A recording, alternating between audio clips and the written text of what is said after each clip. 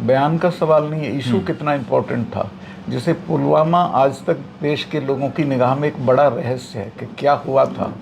उसमें जो हमारी गलतियां थीं उनको मैंने एडमिट किया था। और मैंने इनको जब ये निकले वहाँ से कॉर्बेट पार्क से बाहर, तो इन्होंने ढाबे से मुझे फ़ोन किया और पूछा सतपाल भाई क्या हुआ। मैं कहा ऐसे ऐसे हुआ, लेकिन इसमें भी गलती थी। तो उन्होंने कहा अभी चुप रहो, मैं आ जाऊँ दिल्ली तब बात करेंगे। फिर मुझे NSA का फ़ोन गया, उसने कहा सतपाल भाई इस पर बोलना नहीं है अभी कुछ। मैं कहा ठीक है नहीं बोलना। बट द फैक्ट वॉज कि CRPF ने इतना बड़ा काफिला कभी सड़क से नहीं जाता है। इनसे जहाज़ मांगे थे होम मिनिस्ट्री से, जो 5 एयरप्लेन होने मेरे से मांगते तो मैं कर देता, लेकिन मैं लूप में ही नहीं था। उन्होंने अपना मिनिस्ट्री में फिर उसमें और हमारी कमियां थी, जिसमें जहां से ये घटना हुई, जहां वो गाड़ी घुसी थी, वो 10 किलोमीटर के स्ट्रेच पे 8-10 लिंक रोड उसमें आके मिलती हैं। हर जगह कहीं भी that was not being manned, कहीं जिप्सी नहीं थी, कोई रोकने वाला नहीं था, कोई ले जाओ अंदर घुस जाओ। तो बहुत हमारी कमियां निकलता है।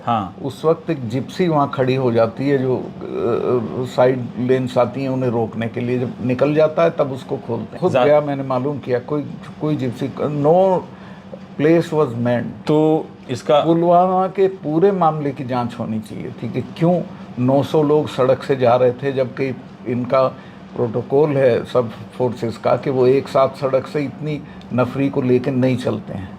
वो इसलिए कि उन्होंने प्लेन मांगा, प्लेन होम मिनिस्ट्री ने मना कर दिया। असली जिम्मेवारी ये थी होम मिनिस्ट्री वाली। CRPF के लोगों ने बताया कि साहब हमने तो प्लेन मांगा था, अगर हमको प्लेन मिल जाते तो हम सड़क से आते ही नहीं। तो मैंने वो पहले ही दिन रिएक्शन में अपने इसका जिक्र कर दिया था। प्यार से ही कहा जा रहा था कि हम दिल्ली आ जाएं तब इस पर वो करेंगे, अभी आप किसी को कुछ मत बोलना। ऐसे हुआ था कि ये अपनी शूटिंग करा रहे थे उसमें नेशनल कॉर्बेट पार्क में, वहाँ कोई कम्युनिकेशन नहीं है फ़ोन का। तो जब उससे निकल के एक ढाबे से इन्होंने मुझे फ़ोन किया, कहीं कोई होटल या ढाबे से फ़ोन किया और मेरे से पूछा सतपाल भाई क्या हुआ। मैं बहुत उद्वेलित था और मैंने कहा साहब इसमें गलती हमारी भी है कि हमने उनको जो सुविधाएं थी वो नहीं दी, अगर हम प्लेन दे देते तो ये नहीं होता। तो मुझे कहा गया कि अभी इस पर चुप रहो, मैं दिल्ली आ जाऊँ तब बात करेंगे। एक विदेशी जर्नलिस्ट था जो इनकी शूटिंग कर रहा था और उसकी हिदायत थी कि आप होंगे और मैं आऊँगा और कोई नहीं। तो आके इन्होंने जो अपना स्टैंड लेना था वो ले लिया और मैं समझ गया कि ये है, तो मैं चुप हो गया। काफिले के बारे में कोई इनपुट नहीं था, जो बोलते हैं वो झूठ बोलते हैं। असल में ये जो गाड़ी वाला था जिसके पास ये विस्फोटक थे, ये तो 10 दिन से उस एरिया में घूम रहा था। और ये पता था? ये इनको नहीं, अगर पता था इनपुट वालों को तो ये पता होना चाहिए ना कि विस्फोटक से भरी गाड़ी घूम रही है यहाँ। और ये पता था तो फिर हर लिंक रोड मैन क्यों नहीं थी?